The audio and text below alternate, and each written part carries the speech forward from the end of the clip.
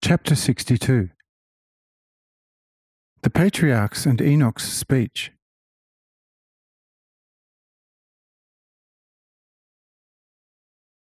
Behold, this was a good speech, and yet not quite clear to the patriarchs. And so Adam asked all the children surrounding him, "Children, have you all properly understood Enoch's words?" But Seth answered, "O Father, if only now the seed was planted, how could we possibly understand it completely? Although we have received the shell with the germ and the stone with the life, the matter has not yet decayed so as to free the life. But I am confident that the Lord's time will do its part and will reform our hearts for a new paradise. Amen." Then Adam asked also Enos whether he understood it, and he replied, "O Father, I once saw a heap of shapeless, heavy stones, which were all of the same colour. But soon there came a fertile rain from heaven, which poured down also upon this heap of stones. And the stones, having been submitted to the heat of the sun, greedily absorbed every drop and steamed, apparently delighted at such refreshment, so much so that I was unable to see them for all the steam. Now a strong wind began to blow under the rain, which soon dispelled the steam from the stones, which I could see once more. But how changed they were! The plain colour had turned into 1,000 colours, and the penetrated water had rendered them completely transparent. Some of them dissolved to a white pulp, and I could see almost too clearly their multifarious content. Now too I believe to see such a heap of stones before me and within me, which seemed to be mightily warmed by the rays of grace from above, and there is still little difference between them.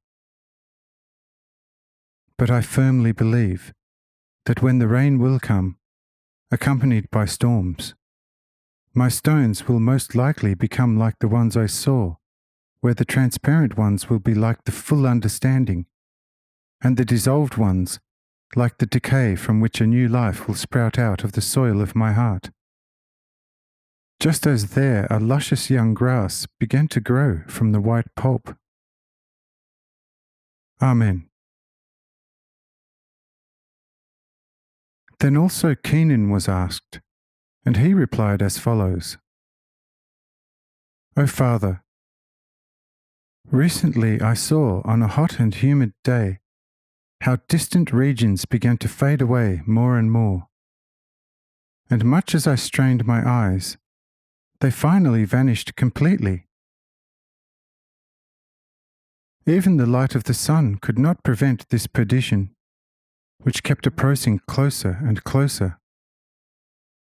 And gradually also my nearest steep and high neighbours were being swallowed up by this miasma, and I became afraid for the earth and fled into my hut. During the night there was a thunderstorm with mighty flashes of lightning and thunder.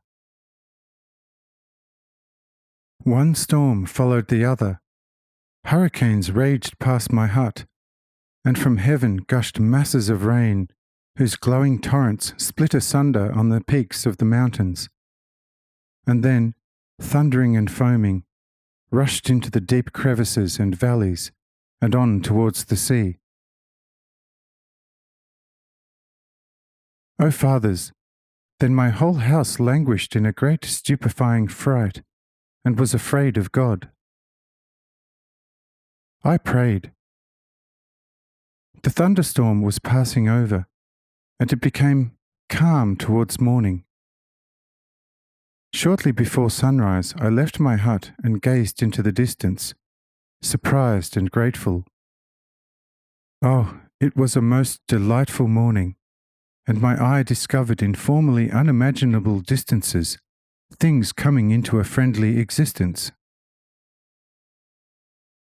And so I firmly believe that also after my heart's stormy night, there will arise a calm and delightfully pure morning, in and through the love for God, our most loving and holy Father. Amen.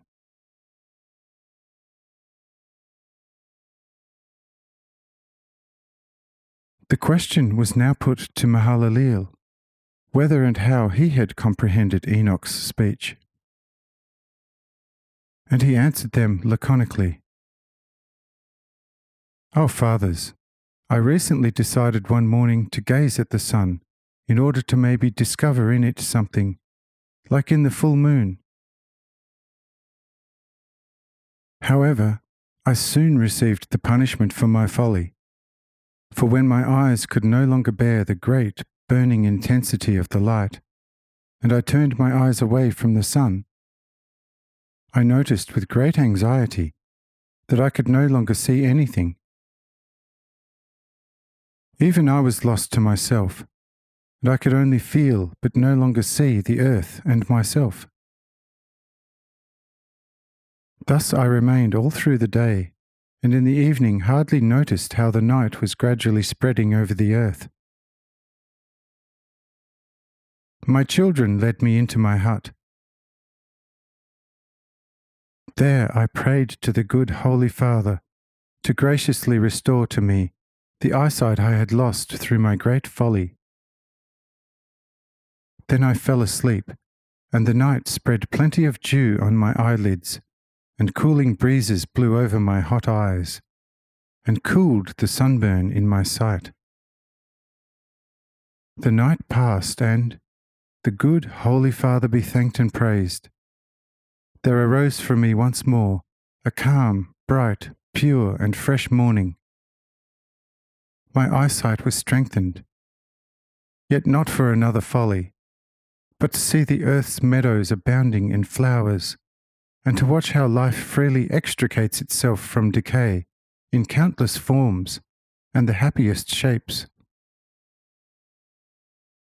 And so I too am convinced that even if now my spiritual eye is blinded by the immense light of grace from the holy height of God, a quiet nightly rest of the heart and the cooling dew of love, supported by a strengthening wafting of love from the height of the good Holy Father, will soon, in the great morning of the Spirit, over the fields of my heart, let a wondrous life arise from the decay of my hard thoughts and feelings. Amen.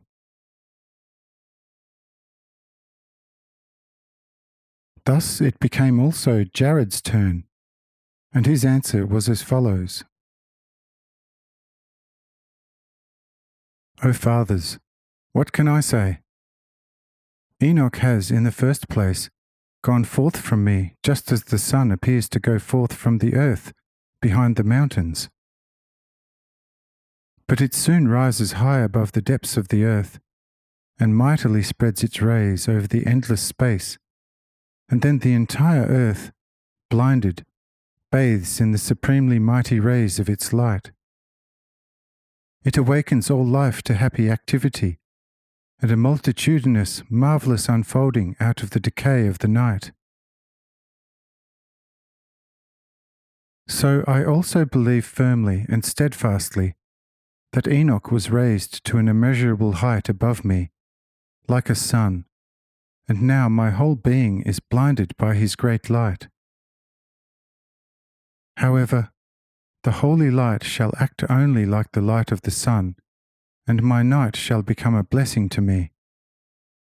For if the light gives life and draws the living germ from the decay, then wondrously forming and guiding it, I shall no doubt, being not less than a plant, be looked after by the Lord in the tranquil calm of my humility.